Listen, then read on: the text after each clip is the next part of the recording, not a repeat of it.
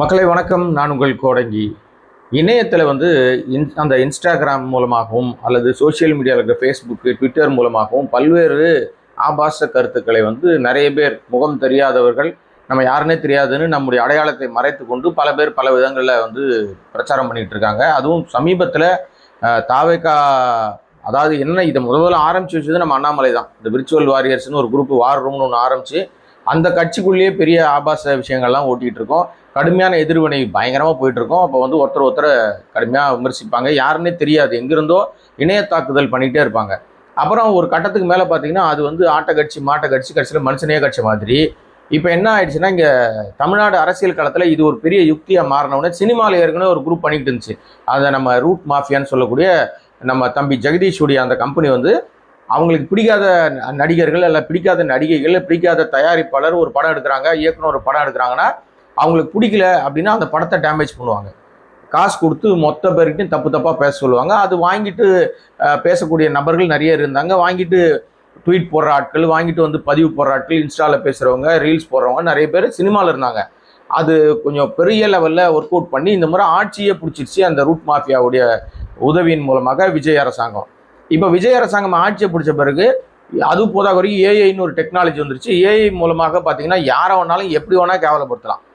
நீங்கள் நினைக்காத விஷயங்களெல்லாம் ஏஐ உங்களுக்கு உண்டாக்கி கொடுத்துரும். நிஜம் போல தோணும். பார்க்கும்போது இருக்குமோ, நடந்திருக்குமோ அப்படின்ற மாதிரி தோற்றம் வரும். அது உண்மையிலேயே ஒரிஜினல் வீடியோவா ஏஐ வீடியோவா கண்டுபிடிக்க முடியாத அளவுக்கு ரொம்ப தத்ரூபமாக பல வீடியோக்களை ஏஐ உருவாக்கி கொடுக்குது. அது பெரிய ஆபத்தில் முடியும் அப்படின்னு எச்சரிக்கை சொல்லிக்கிட்டே இருக்காங்க. நீங்கள் எந்த ஒரு டெக்னாலஜியாக இருந்தாலும் அது எவ்வளவு தூரம் நமக்கு அறிவியலை பயன்படுத்துகிறோமோ ஆக்கப்பூர்வமான பணிக்கு அது கரெக்டாக இருக்கும். அது அழிவு சக்தியாக மாறினாலும் அது ஆச்சரியம் இல்லை. நிறைய ஆபாசங்கள், நிறைய அருவருக்கத்தக்க விஷயங்கள், நிறைய வன்முறை விஷயங்கள், நிறைய விரும்பத்தகாத விஷயங்கள்லாம் அந்த ஏஐ மூலமாக சித்தரிக்கப்பட்டு வெளி உலகத்தில் வந்துக்கிட்டே இருக்குது.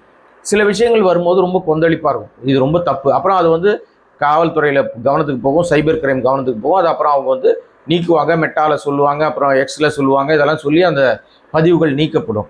இப்போ ஒரு 2 நாட்களாக ஒரு ஃபோட்டோ வைரலாக போயிட்டே இருக்குது. அதை நிச்சயமாக உருவாக்கி கொடுத்தது கண்டிப்பாக தாவேகா தற்குறி கும்பலாக தான் இருக்கும், வேற யாரும் இருக்க வாய்ப்பு இல்லை. ஏங்க அப்படின்னா, நிச்சயமாக அந்த படத்தில் இப்போ இருக்கிற அந்த ஜோசப் விஜய் நடிகர் இருக்காருல்ல, ஜோசப் விஜய் கவர்ச்சி நடிகர் ஜோசப் விஜய் நின்றுட்டு இருக்காரு, கோட் சூட் போட்டு நிற்கிறாரு. அவருடைய காலில் மண்டிட்டு முன்னாள் முதலமைச்சர், தமிழ்நாட்டினுடைய தனி அடையாளமாக இருந்த கலைஞர் கருணாநிதி அவர்கள் மண்டிட்டு அவர்கிட்ட மண்டிடுற மாதிரி ஒரு புகைப்படத்தை உருவாக்கி வச்சு அதை வைரல் பண்ணி விட்டார். எந்த நாய் அந்த வேலை செஞ்சதுன்னு தெரியல. கேடுகட்ட பிறவிகள், ஆபாச தற்குறிகள், இவங்க பிறப்பிலே சந்தேகம் அடைந்தவர்கள் மட்டும்தான் அந்த மாதிரி வேலை செய்ய முடியும். ஏன்னா தமிழ்நாட்டிற்காக, தமிழ் மண்ணுக்காக, தமிழினத்துக்காக டாக்டர் கலைஞர் அவர்கள் செய்த எத்தனையோ அளப்பரிய சாதனைகளை லிஸ்ட் போட்டால் லிஸ்ட் பத்தாது. நீங்கள் தர்க்க ரீதியாக விவாதிக்கணும்னா 1000 பேசலாம், 1000 விஷயங்கள், 5000 விஷயங்கள் பேசலாம், 1,00,000 விஷயங்கள் பேசலாம். உங்களுக்கு மாற்று கருத்து இருந்தால், கலைஞருடைய செயலில் எனக்கு இதெல்லாம் மாற்று கருத்து இருந்ததுன்னா நீங்கள் தர்க்க ரீதியாக 1000 பேசலாம்னு நம்ம சொல்கிற மாதிரி. ஆனால் இது ஆபாசமான ஒரு செயல். இந்த செயலை எந்த நாய் செஞ்சிருந்தாலும் அந்த நாய் கண்டிப்பாக தண்டனைக்கு உள்ளாக்கப்பட வேண்டும். ஆனால் இதை கொண்டாடுவானுங்க அந்த தற்குறி கும்பல். ஏன்னா அவங்களுக்கு தேவை மண்டி போட வச்சுட்டாங்களாம்.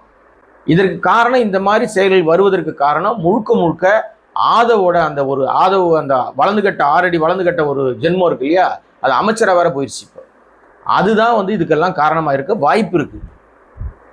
ஏன்னா இந்த மாதிரி வன்முறையை தூண்டுவதும், சர்ச்சைக்குரிய கருத்துக்களை பேசுவதும், அதன் மூலமா சமூக பதட்டத்தை ஏற்படுத்துவதும் வழக்கமான விஷயம். இப்போ கூட பாருங்களேன், தான் ஒரு அமைச்சர் என்பதே மறந்துட்டு அதுவும் 2ஆம் இடத்துல ஷேடோ சிஎம்மா சுத்திட்டு இருக்கிற ஆளு வீம்பா வம்புக்கு ஸ்டாலின் வரியா சண்டைக்கு, உதயநிதி ஸ்டாலின் வரியா சண்டைக்கு, நாங்கள் நினச்சிருந்தா ஸ்கெட்ச் போட மறந்துட்டோம், உன்னையும் ஸ்கெட்ச் போட்டு தூக்கி இருந்திருக்கணும், உன்னையும் ஜெயிக்க விட்டு தப்பாக போச்சு, உங்கள் அப்பாவுக்கு நாங்கள் ஸ்கெட்ச் போட்டோம், தூக்கிட்டோம், உன்னை விட்டுட்டோம் அப்படின்னு இந்த ஸ்கெட்சுன்ற வார்த்தையெல்லாம் யார் பயன்படுத்தும்? ரவுடி பையன் தான் பயன்படுத்தும், திருட்டு பையன் தான் பயன்படுத்தும், ஃப்ராடு பையன் தான் பயன்படுத்தும்.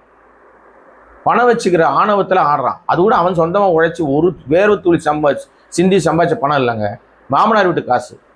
பொண்டாட்டி கட்டினதுனால, அதுவும் பாருங்க, காதலிக்கிறேன்னு சொல்லி ஏமாற்றி பொண்டாட்டி கட்டிட்டான்னு அவங்க மச்சான் சொல்லியிருக்கான். உடனே நீங்கள் ஏமால பாயாதீங்க, நான் சொல்லலை, சொன்னது அவங்களுடைய ரத்த சம்பந்தமான மச்சான் சார்லஸ் மார்ட்டின் தான் இது சொன்னது. அவன் ஒரு மோசடிக்காரன், ஒரு பிராடு, அயோக்கிய பைய, அமாவாசை, அவனை பக்கத்தில் வச்சுக்காதீங்க விஜய் அப்படின்ட்டு சொன்னது அவர். இப்போ அவன் தான் அப்படின்னு அவர் சொல்றாரு இல்லையா. இப்ப நம்ம வந்து அவன்னு சொல்றது இல்லை, அவர்னு சொல்றோம்.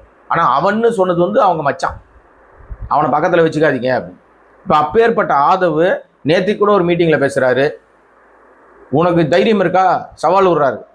இருக்கிற மேயர் சீட்ல ஒரு சீட் ஜெயிக்க முடியுமா உன்னால? நீ எப்படி ஜெயிப்ப? போலியா வாக்குறுதி கொடுப்ப, பொய்யா தேன் தடவி விஷம் கொடுப்ப. இப்ப நீங்க வாக்குறுதி கொடுத்து கீச்சிட்டீங்களே, தமிழ்நாட்டு பெண்களுக்கு தாவேக்கா வாக்குறுதி கொடுத்து கீச்சுது இல்ல, கிழின்னு கீச்சுது இல்ல, இலவசங்கள்னு 2500 ரூபா கொடுத்து கீச்சிட்டீங்களா? 6 சிலிண்டர் கொடுத்து கீச்சிட்டீங்களா? பஸ் தமிழ்நாடு முழுக்க ஃப்ரீன்னு சொன்னீங்களே, கீச்சிட்டீங்களா அப்படின்னு மக்கள் கேட்டுக்கிட்டு இருக்காங்க.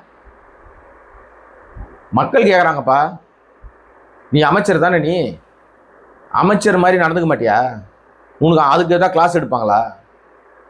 ஏன் வீம்புக்கு போய் சண்டை போயின்னு இருக்கிற நீ? உனக்கு தெரிஞ்சோ தெரியாமல அமைச்சர் ஆகிட்ட.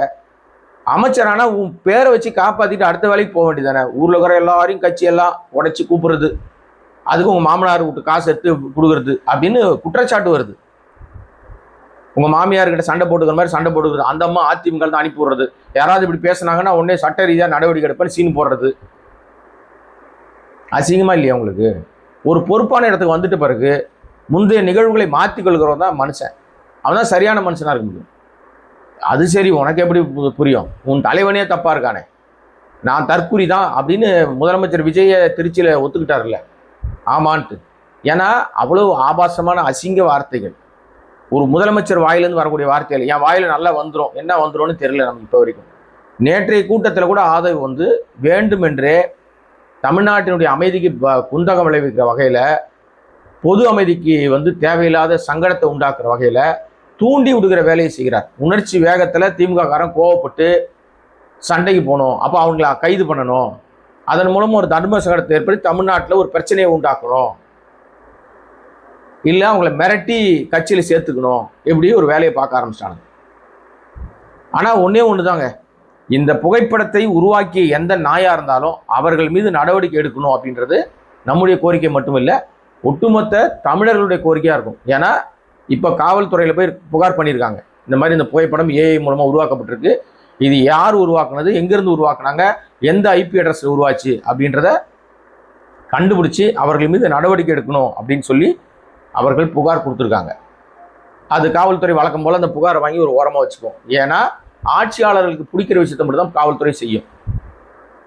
ஏன்னா காவல்துறை எப்பவுமே, அதிகாரிகள் எப்பவுமே ஆட்சி மாறினவொன்னே அப்படியே அவங்களும் மாறிடுவாங்க. இப்போ இந்த புகார் மீது நடவடிக்கை எடுப்பாங்கன்னு நினைக்கிறீங்களா? எடுக்கவே மாட்டாங்க. அவங்களுக்கு என்ன கஷ்டம்? இதுவே ஒரு முதலமைச்சர் விஜய் காலில் விடுற மாதிரி, யார் காலையாவது விடுற மாதிரி ஒரு போட்டா இருந்தால் ஆளை தேடி கண்டுபிடிச்சி நைட்டு போய் தூக்கிட்டு வருவாங்க. ஏன்னா சமீபத்தில் ஒரு பையனை கூட பிடிச்சாங்க, ஏதோ ஆபாசமாக பேசிவிட்டான், மரியாதைலாம் பேசிவிட்டான்னு சொல்லி அவன் வீட்டுக்குள்ளே பூந்து ஒரு என்ஜினியரை புஷ் பண்ணாங்க. இதெல்லாம் உடனடியாக காவல்துறை செய்யும்.